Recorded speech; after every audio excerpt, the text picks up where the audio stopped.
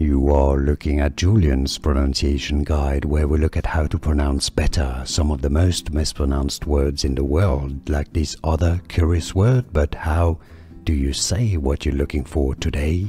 We are looking at how to pronounce these words and more confusing vocabulary, including from Scottish, from Scotland.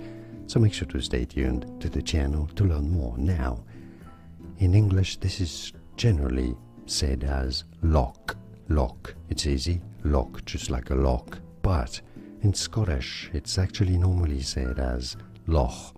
Loch. So if you wanted to say it correctly, like the Loch Ness, it's not Loch Ness, but Loch Ness. It's easy. And now you know. More videos for you here to learn more correct pronunciations. Like this video if you found it useful. I appreciate your support and thanks for watching.